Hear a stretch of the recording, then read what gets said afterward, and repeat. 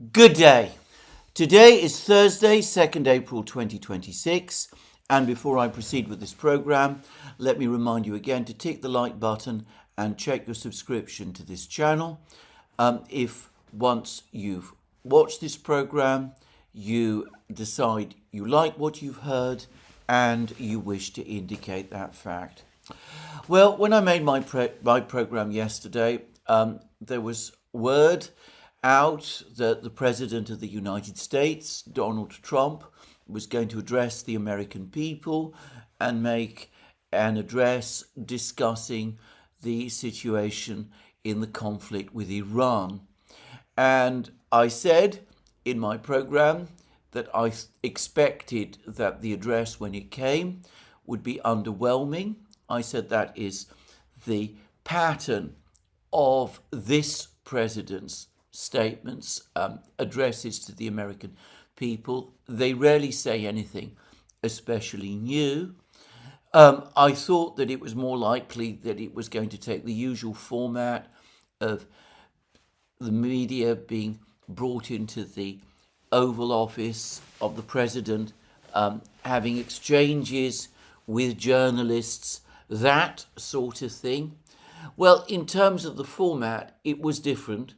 The president did make a much more formal address. He was at a lectern. He spoke to the American people from a prepared text, which I notice that he didn't deviate from. There was far less of the ad-libbing and things of that sort that he usually does. But I think in every other respect, it was exactly as I said, underwhelming, only if anything more so. The president said nothing that, as far as I could see, was in any way new. There was a lot of speculation based mostly on an article that had appeared in Politico that the president would announce a winding down of the war. Well, there was nothing like that in this address. On the contrary, there were more threats of devastating action against Iran, though it was very unclear what that action was intended to be. So there was no sign of any winding down of the war. There was no timetable given for when the war is supposed to end. The president has at various times spoken about 1 week, 2 weeks, 4 weeks, 6 weeks. Well, this time he didn't say anything. He gave no actual idea of when he expected it to be all over.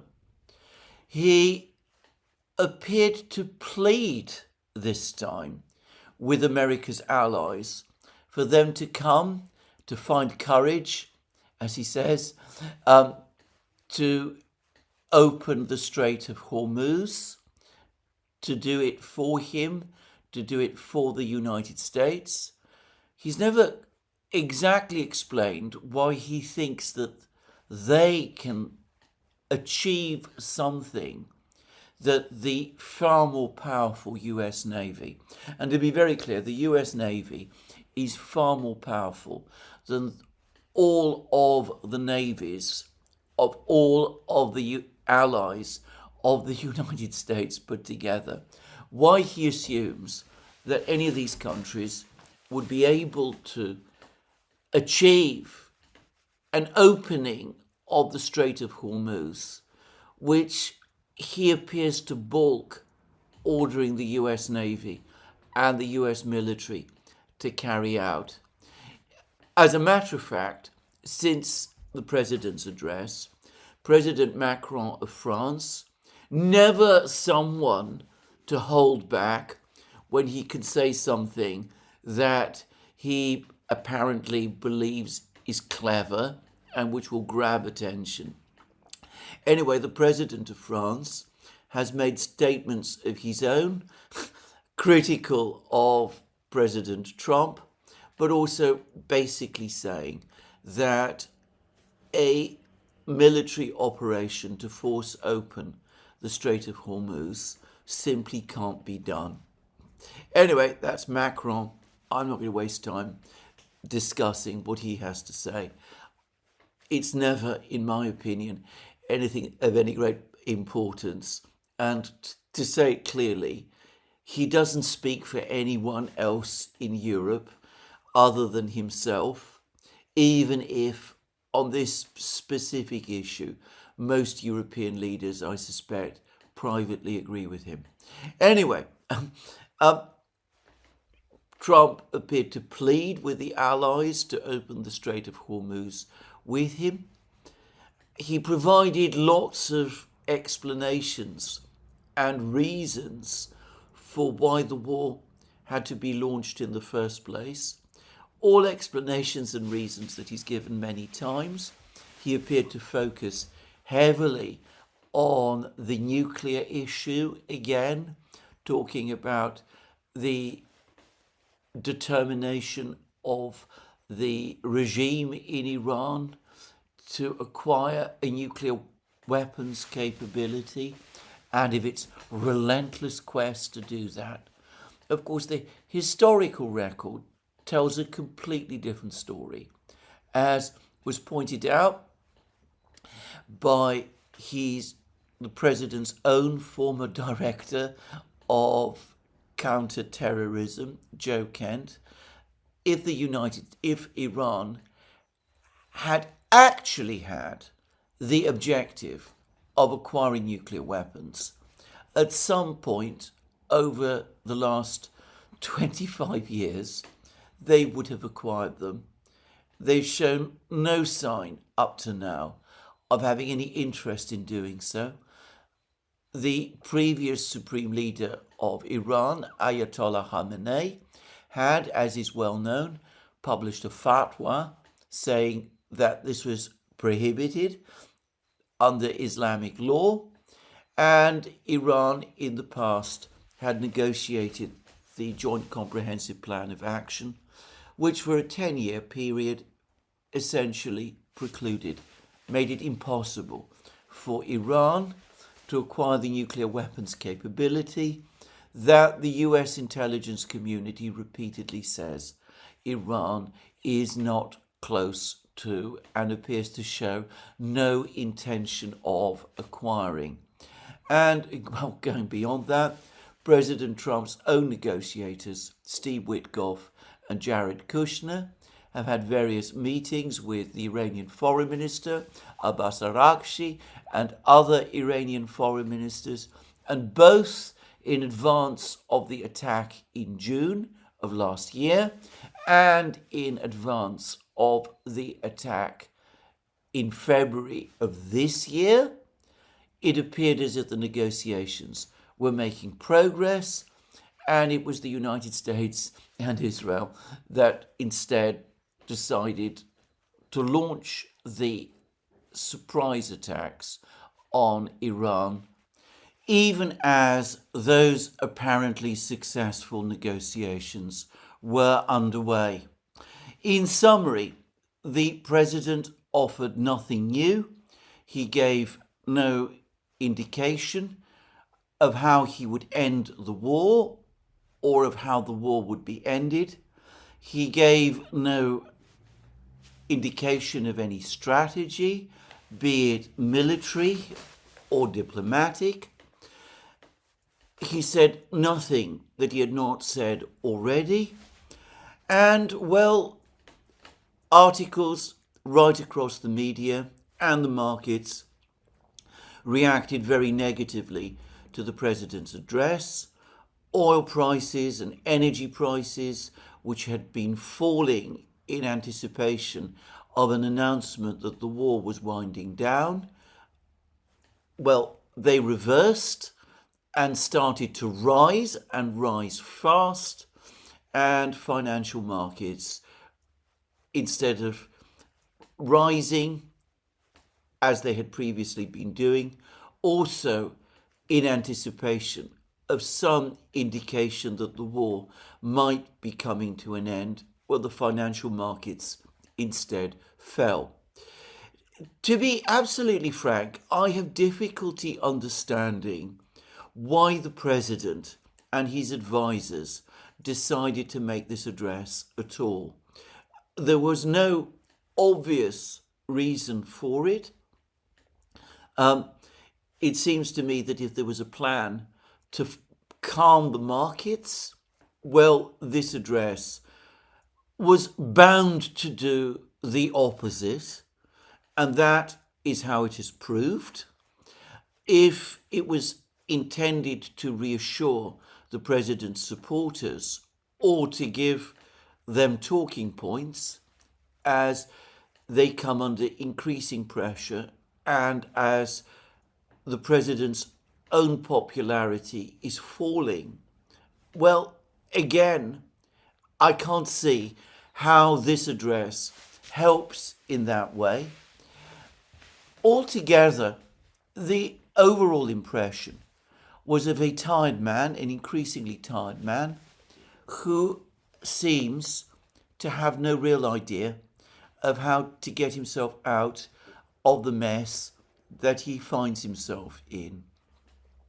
An article in the Daily Telegraph, a newspaper which, by the way, fervidly supported and campaigned for the war, spoke of how he looked trapped, unable on the one hand to risk a military operation that might result in heavy American casualties, knowing that these would be unacceptable to his electoral base, and at the same time unable to make the fundamental concessions which would be needed to bring the conflict, the military part of the conflict, to an end.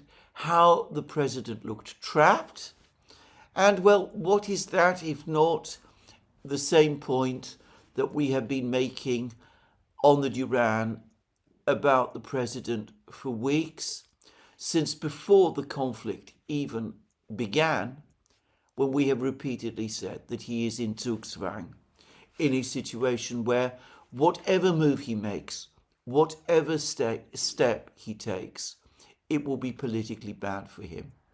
So I don't truly and frankly understand the point of this statement. The Iranians have responded. They said that if he does take action against them, they will respond in kind.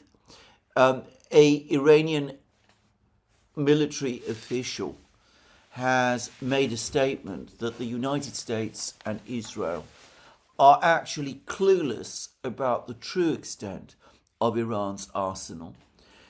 This military official, Iranian military official, insisted that Iran's strategic arsenal, as he described it, is undented, that all of the attacks that have been made on it have had no effect.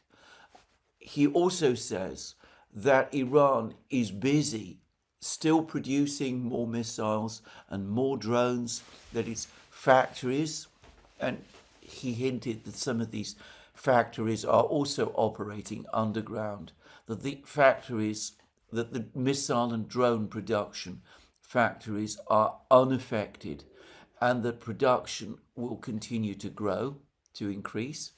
Well, he may be overstating things. He may be saying things that are completely wrong. But it is correct that we have no independent way of proving him wrong, certainly not at this time. And up to now, Iranian claims about their drone and missile capabilities have overall proved to be exactly right. So based on that pattern, why assume that he isn't telling the truth? Anyway, the Iranians ridiculed this statement by the US president, and this, by the way, just a few hours after they ridiculed the president's previous statement, an earlier statement that he had made to the effect that he'd received a ceasefire offer from the president of Iran, presumably that means Pezeshkian, and that Trump had rejected this ceasefire offer, responding to Pezeshkian that a ceasefire would not be considered by the United States unless Iran reopened the Strait of Hormuz first. The Iranians again said that no such request from Pezeshkian or from any other Iranian official seeking a ceasefire had ever been made. So anyway, that's the Iranians. And again, I can't help but feel that this extraordinarily lame statement that the president made yesterday is going to reinforce their feeling in Tehran that they have Donald Trump, at least, on the run.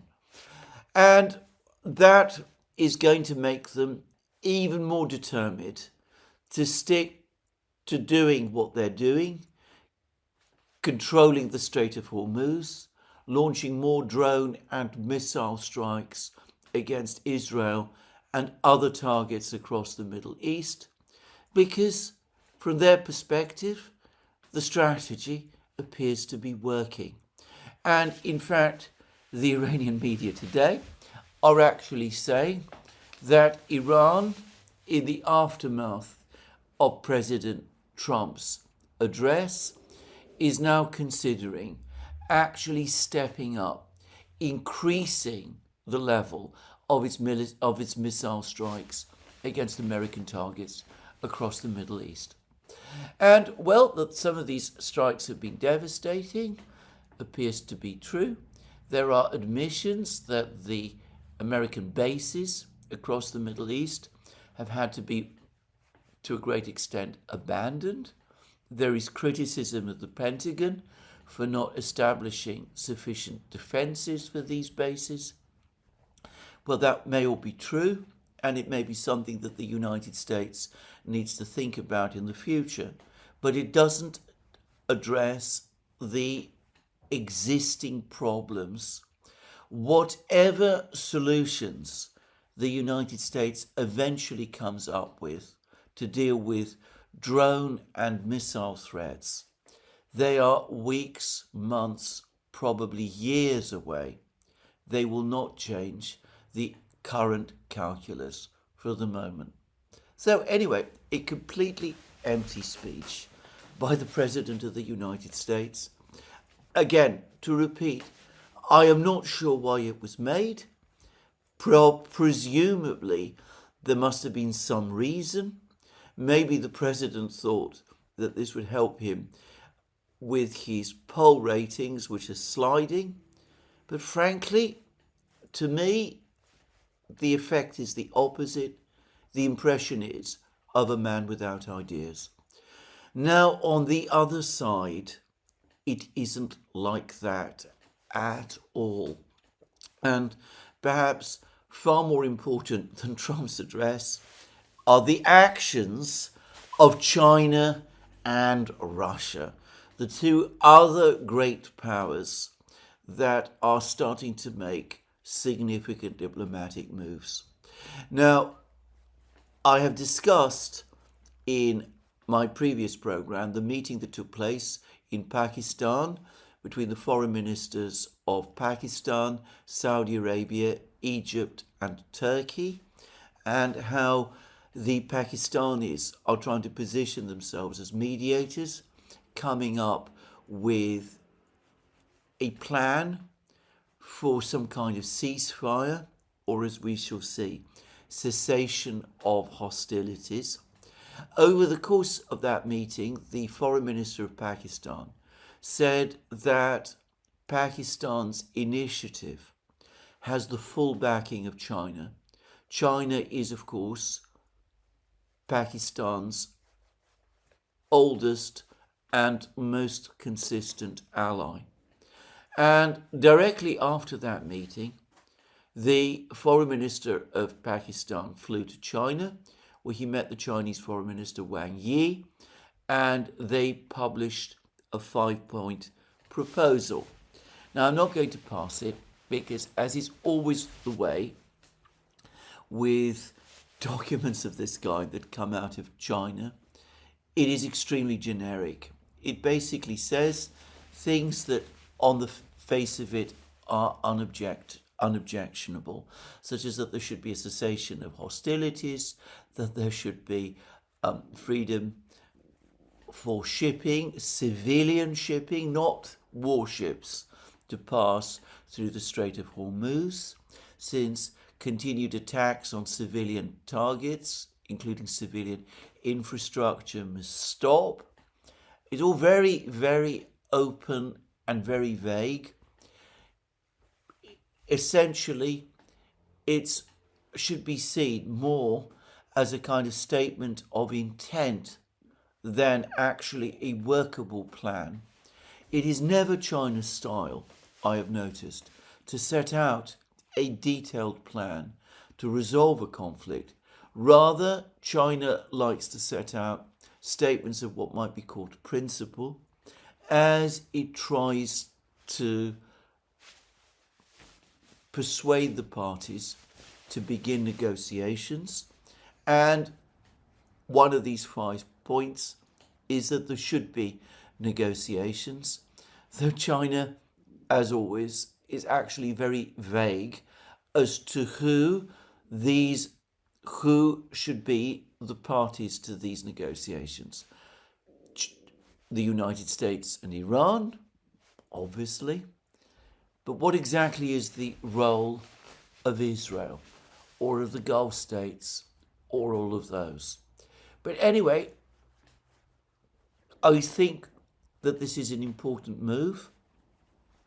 It is intended as much as anything else to signal both to the Iranians and mostly to the Americans that China is involved, that China is engaged, that China is ready, that if either party wants China's help as a mediator, China is there and is prepared to help and is prepared to use both its good offices as a mediator and such leverage as it has and is prepared to use. So that's the Chinese side. But the Russian side, as always, as nearly always, is more interesting. More interesting mostly because what they do is more public. And over the last 24 hours, the most important Russian of all, Vladimir Putin, the president of Russia, has been busy. Firstly, he spoke to the president of the UAE, one of the Persian Gulf Arab states that are involved in the conflict. Then he had a meeting in Moscow with the foreign minister of Egypt, one of the parties that attended that conference in Islamabad. And subsequent to that, he had what is arguably the most important discussion of all, which is the discussion with the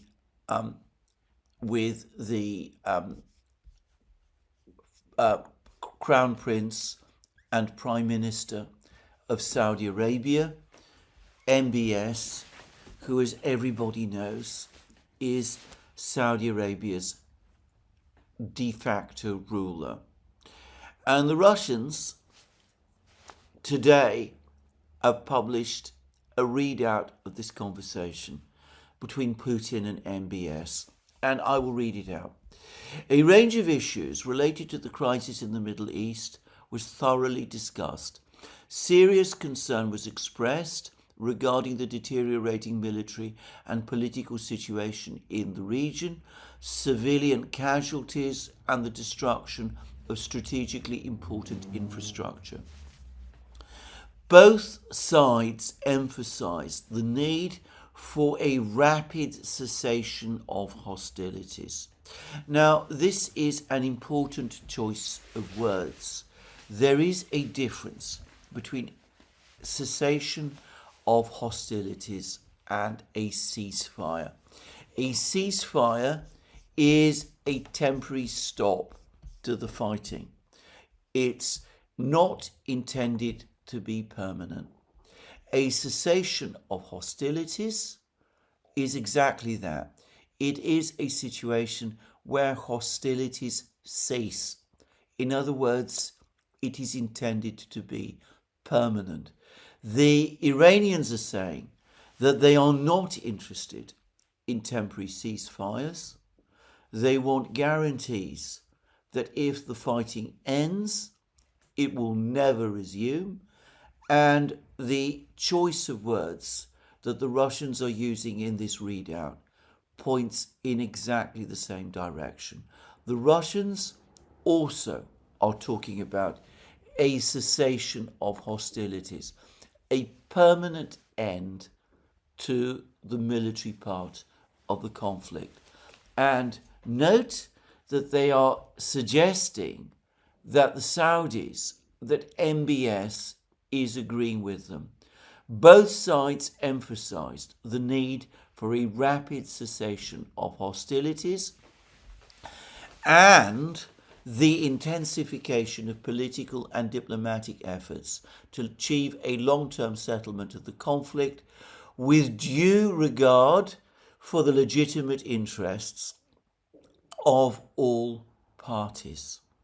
Now, again, this is an important use of words. It talks about talks in the future. The talks are intended to achieve a long-term settlement of the entire conflict relating to Iran. In other words, a permanent settlement, or as close to a permanent settlement of the conflict as it is ever possible to achieve in terms of international relations.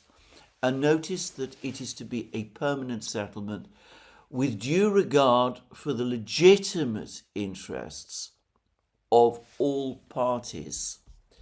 And again, these are important words because all parties can extend to the United States and Israel. But of course, it also extends to Iran. Iran has legitimate interests too. It also extends, of course, to the other states of the region, Saudi Arabia, the Persian Gulf states, Pakistan, Turkey, Central Asia, the entire global community, conceivably. But anyway, a permanent settlement that satisfies the legitimate interests of the parties. Now, the word legitimate also has a further meaning here because the Russians would argue that some of the intentions that have been floated over the course of this conflict are clearly illegitimate.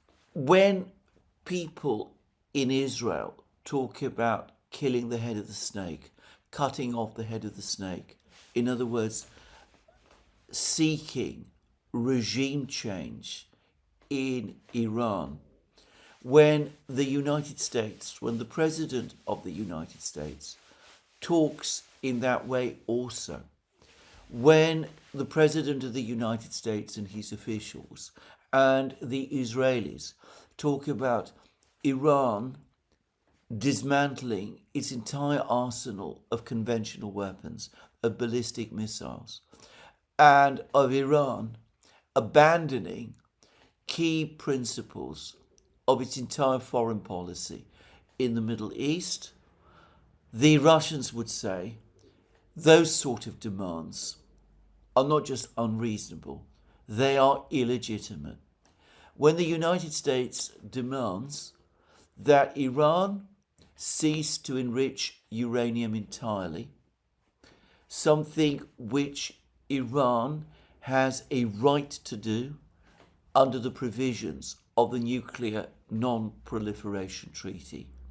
The Russians would say that that is an illegitimate demand also. What the Russians are saying is that all the parties do have legitimate interests. The Iranians have security interests. They have a right to be left alone in their own country and not be threatened there. They have a right to conduct foreign policy and diplomacy.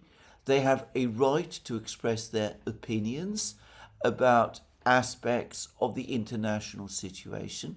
So if they have particular views about the Palestinian conflict, for example, they have an absolute right, one that cannot be denied them, one which cannot legitimately be denied them, to express it.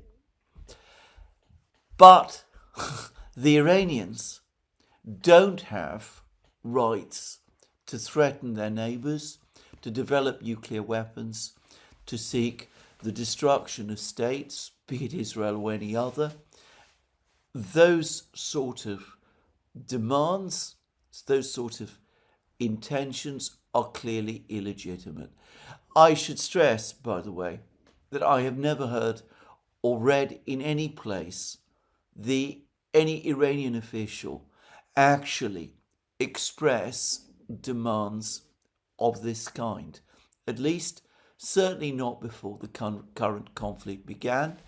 I don't pretend that I have read everything that every Iranian official has said, and it's also fair to say that I've only been reading and following statements by Iranian officials for a comparatively short time.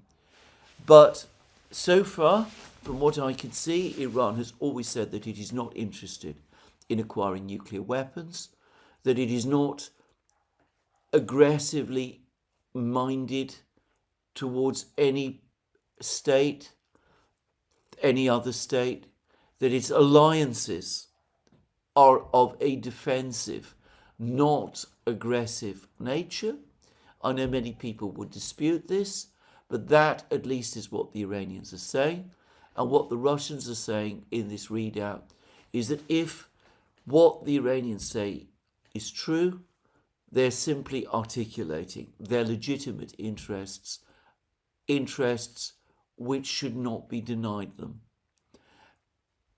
On the other hand, as I said, the Americans, others, are perfectly within their rights to insist that Iran comply with its obligations under the Nuclear Non-Proliferation Treaty, that it does not seek to acquire nuclear weapons, that it does not obstruct freedom of navigation in the Persian Gulf or through the Strait of Hormuz, and all of those things. And, well, other legitimate interests, and here again we're talking about Iran, include interests to engage freely in international trade. The Russians, who of course are themselves the target of many sanctions, repeatedly go out of their way to say that unilaterally imposed sanctions are illegitimate, and attempts by the United States to enforce unilaterally imposed sanctions are illegitimate. And the Russians undoubtedly would support Iran in pressing for and achieving sanctions relief. And from the readout, the Russians are saying that that also needs to be included as part of a permanent settlement to be achieved through negotiations. Now, that's what the Russians are saying. This is absolutely consistent with the line that they have always been taking. But again, note that the Russians in this readout are saying that MBS agrees with them. Both sides emphasized the need for political and diplomatic efforts to achieve a long-term settlement of the conflict with due regard for the legitimate interests of all parties. And of course, Saudi Arabia has its interests as well. It has its interests in that it doesn't want to be threatened by Iran. To repeat again, I am not aware that I've never seen evidence that Iran has ever directly threatened Saudi Arabia. Maybe it did in the past. All I'm saying is that over the last 2 or 3 years that I've been tracking the Iranian media, I really haven't seen any indication that they are. But to the extent that the Saudis have legitimate concerns about this, the Iranians need to meet those concerns. And of course, the Iranians should stop obstructing export by Saudi Arabia and of other Persian Gulf states of oil and other products through the Persian Gulf, through the Strait of Hormuz.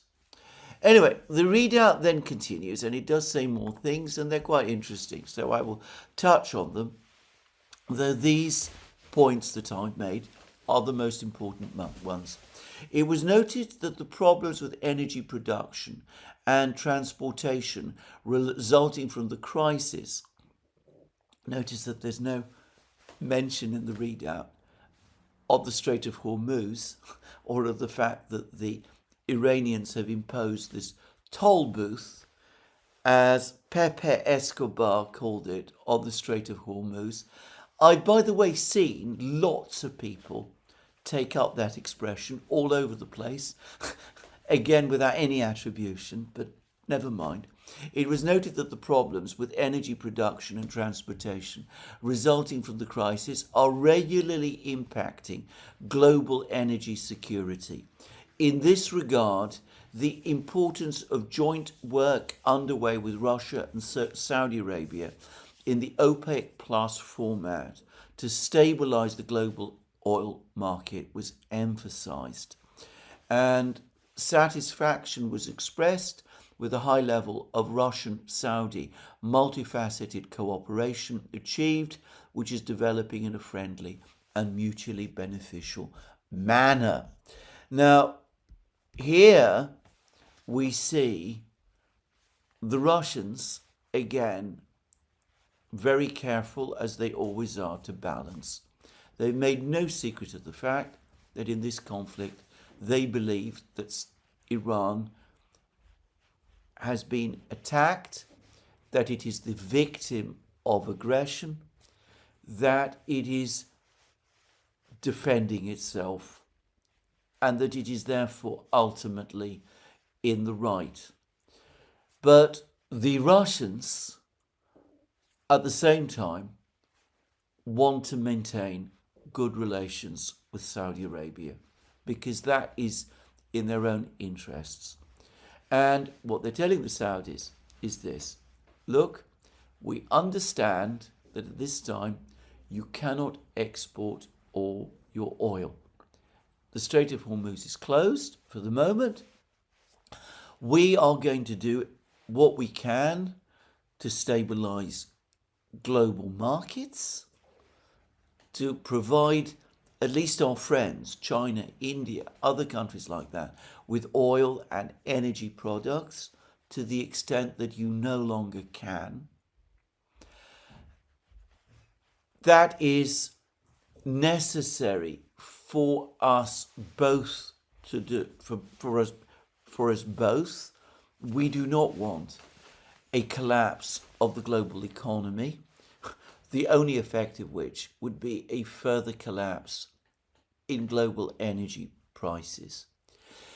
But rest assured that even as we supply more oil to your customers, who for the moment, because of the fact that the Strait of Hormuz is closed, cannot receive oil in the necessary quantities from you, rest assured that we do not intend to take long-term advantage of your temporary difficulties. Once this crisis is ended, and we're going to work with you as hard as we can to bring this crisis to an end, well, then obviously we will work with you within the OPEC plus framework so that you will find that your markets, your traditional markets in China, in India, in East Asia, in Europe, your traditional markets are still there.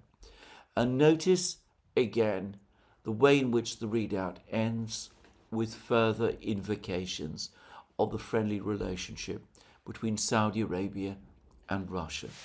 For the Russians, it is important not to make long-term enemies. The Russians don't believe in making enemies where it can be avoided. And on the one hand, they want the Saudis there with them, as the Russians, together with the Chinese, and we'll come to that in a moment, try to find a way to bring this conflict to an end. So they want the Saudis not to act as spoilers, not to have MBS rushing off to Donald Trump and constantly telling him continue the war, make the situation, see it to a conclusion, achieve victory. Implicit in this readout is a warning from the Russians to MBS that if this is what he has been doing, he has been completely and disastrously wrong and must stop. So the Russians don't want the Saudis acting as a spoiler. They want to work with the Saudis long term because it is in Russia's interests that this should be so. The Russians do not want to see a collapse in the global energy system. They don't want to see a world recession that comes out of that, because that will ultimately impact on their own economy. They certainly don't want to see a collapse in Saudi Arabia or in the Middle East, because the one thing the Russians are most fearful is of instability, the political instability and chaos and violence that might flow from that. So the Russians want to keep the Saudis on side. They want the Saudis working with them. And in return, they're telling the Saudis, look, we understand your long-term interests. We will do what we can with the resources we have to stabilize global energy markets. That is in our joint interests to do. But we're not going to flood the world with oil and push you out permanently from your long-term markets. It is diplomacy. It is diplomacy as it used to be conducted in the West. It is diplomacy as the United States once upon a time conducted it. And I'm going to say something further. I think that MBS, who is a complex and difficult man, will probably heed at least some of this, though knowing him, the possibility that he will run off and tell Trump to keep going with the war until victory is achieved, well, that's absolutely not something to be ruled out. But anyway, what the Russians are saying to the Emiratis, to the Saudis, to the Egyptians, what the Russians are trying to do here dovetails so closely with what the Chinese are doing with the Pakistanis that I'm going to express my own opinion here, that it is all but certain that the Chinese and the Russians are coordinating again, that they are coordinating together as they so often do.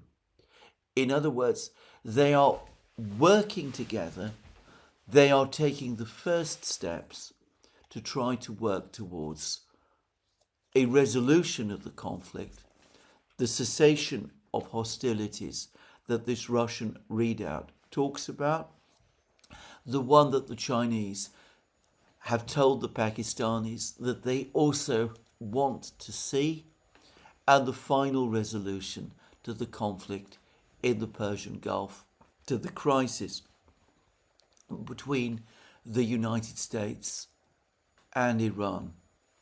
Well, will they succeed? Well, at the moment, and for the time being, the answer is that this isn't going to go anywhere.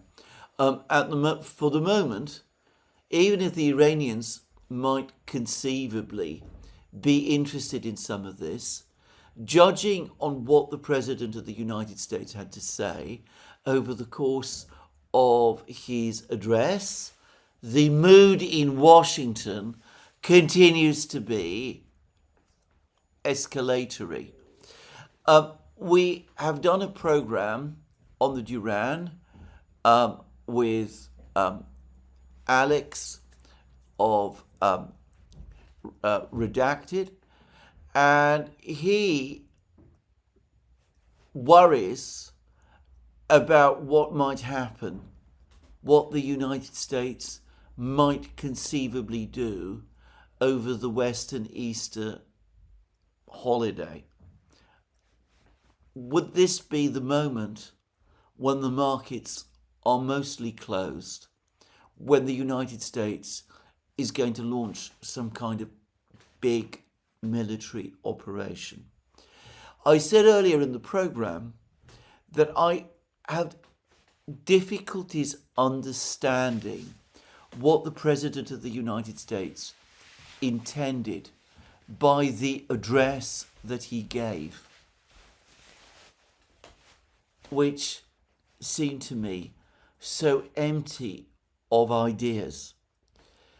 But one possible take on this is that if there's been a decision to conduct some kind of military operation against Iran, some ground operation against Iran over the course of this weekend, then the President might see this address with its painstaking, even if completely unconvincing, explanations of why he launched the war in the first place, that he might see this address as providing him with some kind of justification or explanation in advance for the ground operation that he might be about to launch over the Easter weekend against Iran. I sincerely hope not, but anyway, we'll just have to wait and see. On the topic of that ground operation, there have also been some reports in the US media about the Pentagon having supposedly provided the President with a detailed plan for extracting Iran's enriched uranium stockpile, removing it from the country and bringing it to the United States, or bringing it anyway under US control. And, well, if these reports are true, then I can completely understand if this was the military operation that was presented in draft to Congress a few days ago, why members of Congress came out of the briefing in the White House, including Republican members of Congress, apparently shocked and appalled by what was proposed. Because from what I can tell, this is the plan is to conduct some kind of operation to gain control of territory deep inside Iran, speculatively near the city of Isfahan, where supposedly, hidden away in some tunnel, the enriched uranium is. To hold this territory for weeks, or at any rate days, but more probably for weeks, against probable, in fact certain, Ukrainian counterattacks, and to conduct some kind of extraction mission, removing this bulky Iranian stockpile, supposedly weighing some 400 kilos, removing it, some of it in gaseous conditions, removing it out of Iran. To say that this is high risk would be, for me, the understatement of the century. It would mean that an American force would be located inside Iran, possibly for days, certain to face counterattacks from the Iranians. The amount of air power the US would have to commit to trying to keep this force supplied and defended, would be staggering. The Iranians would, of course, deploy their own air defense systems. In a recent program, I discussed the Battle of Dien Bien Phu in the early 1950s, where the French inserted a paratroop force far behind the Vietnamese lines, only to have that force trapped. To be honest, this looks to me almost exactly like the Dien Bien Phu plan all over again. And of course, Dien Bien Phu ended in a total disaster. And well, I don't want to predict the same for this plan, but I can absolutely see how, if it were executed, the risks of some similar disaster happening must be extremely high. Anyway, I can understand why members of Congress, if this was the plan that was presented to them, came away shocked. And I have to say, I too, when I read it, or at least the media reports about it, was also shocked. Anyway, maybe that is what is being planned over the weekend. If it is, and if it succeeds, well, perhaps the president then has his off-ramp and can wind down the war. If it fails, well, that's perhaps the moment when we will need the Chinese and the Russians to step in to try to find some route back to sanity in the face of the incredibly dangerous catastrophe that we might be facing, the whole world might be facing. Anyway, there it is. That's what the Russians are currently up to. There's been more articles, especially in the British media, talking about how the Russians are assisting the Iranians, about how the conflicts in Ukraine and Iran have allegedly merged. Well, I can see some logic to that. I can see why people are saying that. I think probably there is some thinking in Moscow that after all the assistance the Americans have provided the Ukrainians, this is indeed, from Russia's perspective, payback time. But I think mostly what we probably will find in Moscow is very hard-headed calculations. The Russians, and by the way the Chinese too, are trying to look for ways to bring a very dangerous situation under control, and in the meantime, they are wanting to contain it as far as they can. Thus, the Russian outreach to the Emiratis and the Saudis, and the Chinese discussions with the Pakistanis, and in the end, what the Russians and the Chinese hope is that they can broker some kind of process which will eventually result in that cessation of hostilities and permanent peace agreement, which, as the Russian readout of Putin's conversation with MBS said, pointed to, or secured rather, the legitimate interests of all the parties. Anyway, that is where we are. Still a very dangerous moment.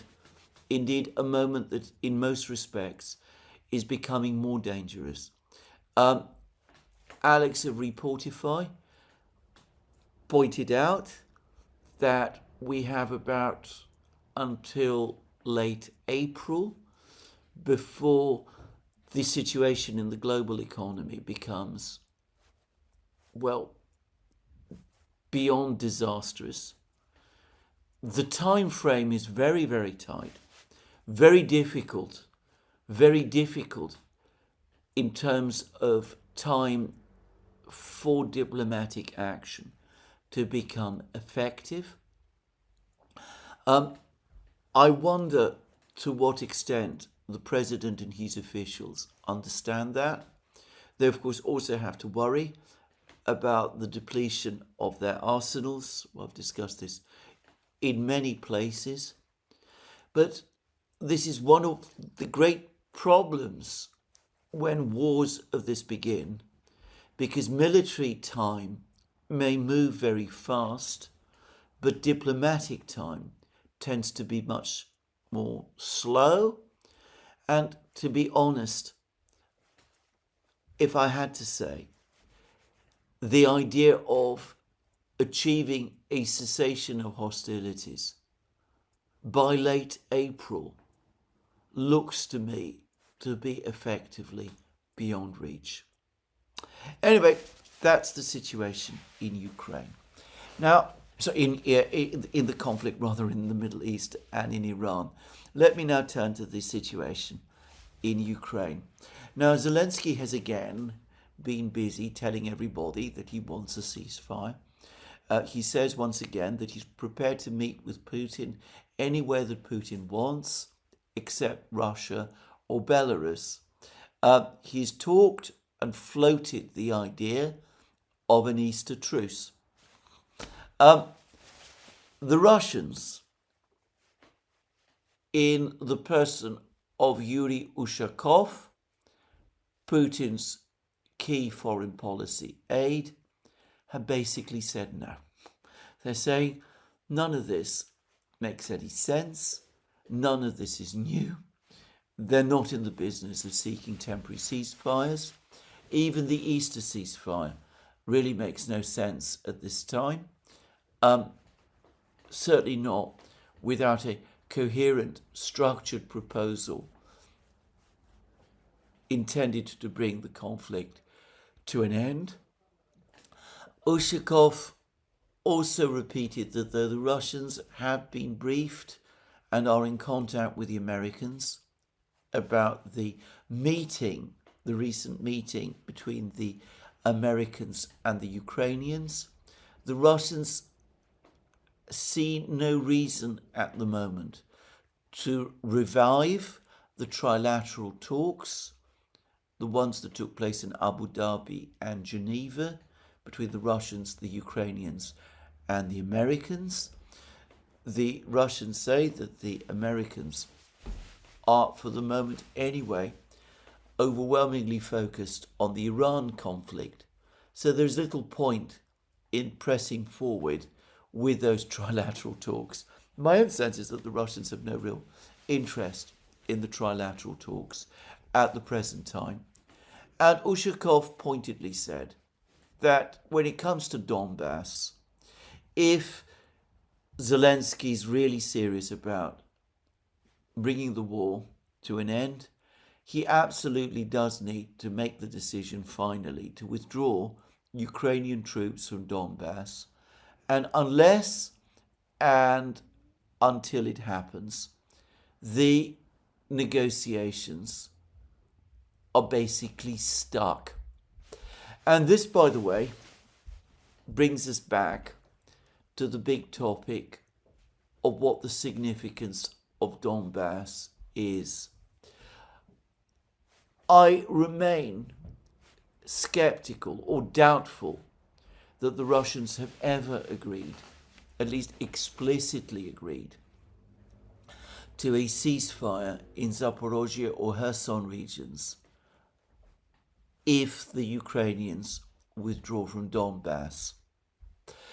What I personally think more likely is that Putin said to Witkoff back in July, before the Anchorage summit, and repeated to Trump and Witkoff and Rubio, by the way, in August at the Anchorage summit, that if the Ukrainians take this first step and withdraw from Donbass, then that will unblock the negotiation process.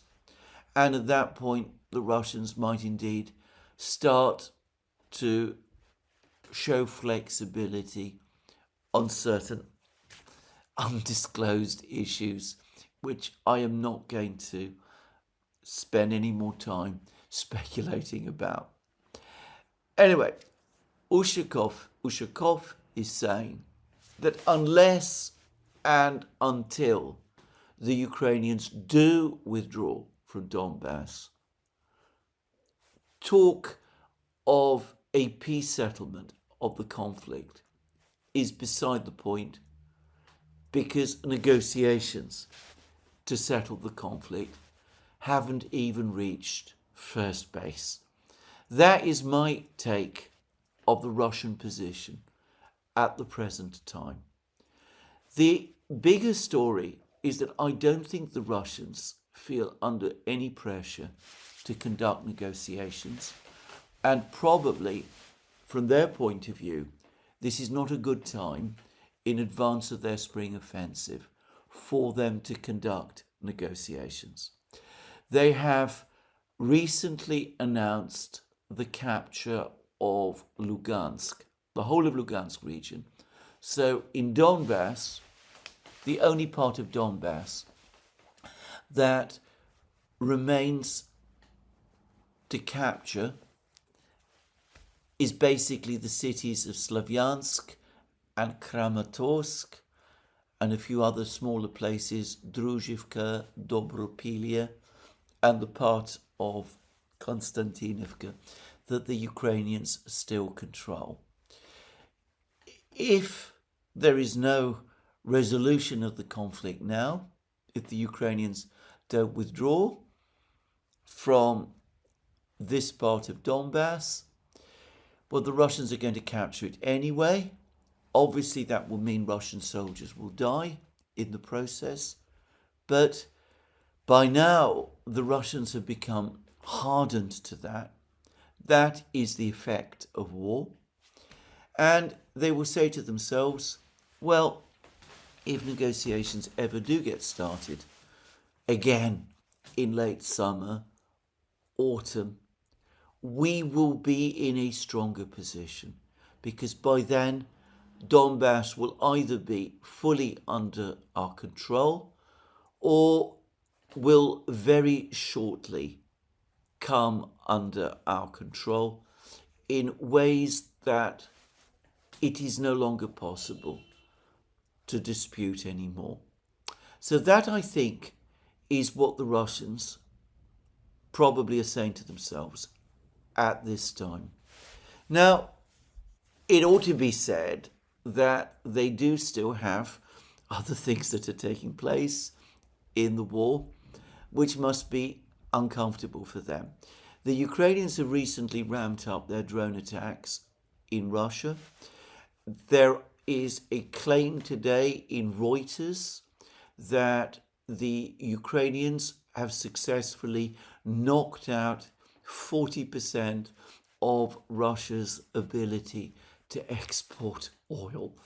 And incredibly, in the face of a global oil shortage, I've actually read articles in the British media which hail that as some sort of achievement. How people in Britain, at a time of surging oil prices and likely energy shortages, how people in Britain, anybody in authority in Britain, people in the British media can hail this as a good thing, can hail an action which, if true, could only increase the global energy shortage and push up energy prices and overall inflation still higher. How they could see this as a good thing absolutely astonishes me. It is, well, further proof that when it comes to Russia, fanatical dislike, loathing, if you prefer, has taken complete control, at least in Europe, of all too many people. Anyway, for the record, I don't place any weight on this claim in Reuters. I suspect that again it originates with the Ukrainians. It's certainly true that some of their drones did hit some of these port facilities, and always we see bangs and flashes and smoke coming out of these facilities. I remember, however, how back in the summer, Reuters was at the forefront of all kinds of claims that the Ukrainian drone war against the Russian refineries was creating a massive shortage of petrol and diesel in Russia. And of course, there was all that footage showing cars lined up in garage forecourts in southern Russia, in Crimea. As I pointed out at the time, a well-known seasonal phenomenon in Russia at a time during the summer vacation period. Anyway, how all of those queues at the gas stations were proof, supposedly, of the success of this Ukrainian drone operation against the refineries. Again, incredible statistics were published about how the successful Ukrainian drone attacks had supposedly knocked out something like a third of Russia's refining capacity. I said at the time that was all complete nonsense, and so it proved. And I'm saying now that the claim that 40% of Russia's ability to export oil has been knocked out as a result of this Ukrainian drone attack is also nonsense. And so again, it is going to be proved. Just to say, port facilities are historically amongst the most difficult facilities to place out of action. It could be that some oil and other products were damaged or destroyed in these raids. It could be that some facilities were destroyed over these raids. The repairs probably will only take at most a few days. In some cases, no more than a few hours. And I don't think that there's going to be any significant problems in Russia maintaining oil exports whatsoever. I know what I am talking about on this sort of thing. What I said about the attacks on the refineries last summer, I would hope shows this and I am confident that in terms of the attacks on the ports, well, it will turn out the same. Anyway, that distracts us from the realities of what is going on in the war. Now, over the course of the last couple of days, we have been increasingly seeing Russian forces on the move. And I noticed that in Zaporozhye region, both in the western part of Zaporozhye region, the area closest to the Dnieper, where General Teplinsky's forces are said to be 11 kilometers south of the city of Zaporozhye, but where supposedly there'd been all sorts of Ukrainian counterattacks in February and March, and where many people, wrongly in my opinion, had assumed that territory had either passed under Ukrainian control or had moved into the grey zone. Anyway, I now notice that the mappers are starting to shade some of this territory back to the red colour, showing that it is under Russian control. And the same is happening in eastern Zaporozhye, basically east of the town of Ternovata, which the Russians do clearly still control. Anyway, large areas where the Ukrainians were supposed to have conducted a successful counterattack. Those territories are also being coloured back red again. And of course, we've seen this in Kupiansk, in the town of Kupiansk, west of the Oskol River as well. The best person discussing the reality between the realities behind these Ukrainian counterattacks, for the record, in my opinion, is the mapper known as Scott of Calibrated. Anyway, I will not discuss these largely ephemeral, even fictitious Ukrainian counteroffensives further. Suffice to say that the Russians in Zaporozhye region are tightening their ring around Orekhov, the town that they will no doubt want to capture over the next few weeks or months on their way towards the city of Zaporozhye. But there's been some actually even more dramatic news elsewhere, and this is in the area of Pakrovsk. The Ukrainians attempted to carry out some kind of counterattack in the vicinity of the village of Grishino.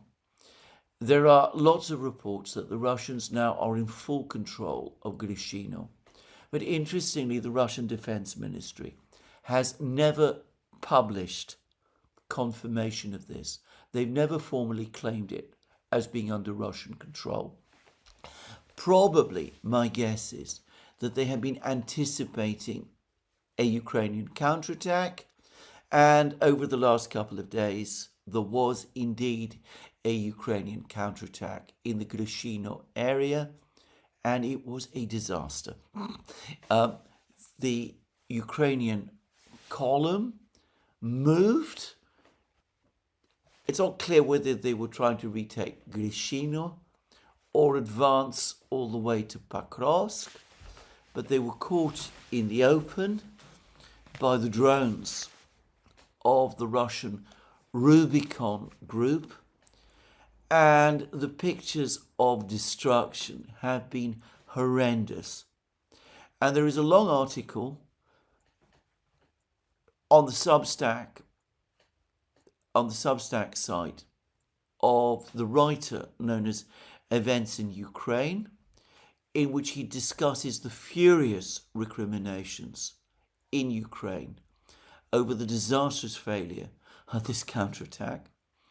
And, well, also about the wider debate in Ukraine about how actually effective Ukraine's so-called drone operations on the battlefronts really are. And again, there is a lengthy discussion of the opinions of an American volunteer who is fighting with the Ukrainian army, and he makes the point, and it's a point, by the way, that I myself made and have made many times, that there is a basic difference in strategy over use of drones, that the Russians focus their drone attacks on disrupting and destroying Ukrainian supply lines and logistics, whereas the Ukrainians use their drones on the front lines in order to try to target and kill as much Russian infantry as they can. And this American soldier unhesitatingly says that it is the Russian approach that is the better one. And about that, by the way, I have no doubt that he is right. Now, this focus on killing Russian soldiers is, of course, exactly in line with Ukraine's endless claims that they're inflicting these colossal casualties on the Russians. I don't believe they are. I mean, they're killing some Russian soldiers, but nowhere near as many as the drone operators who are paid according to how many Russians they kill. Anyway, nowhere near as many as the Ukrainian drone operators are reporting back.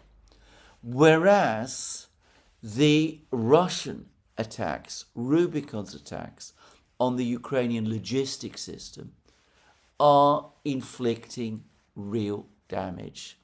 And events in Ukraine also makes the further point that over the course of March, the Rubicon Group, which apparently publishes videos every day — I don't like watching these sort of videos, just to say. Anyway, apparently the Rubicon Group publishes videos every day, and the level of losses that they inflicted on the Ukrainians, according to these videos, may have been the highest ever over the course of March. Well, all of that, I think, is important.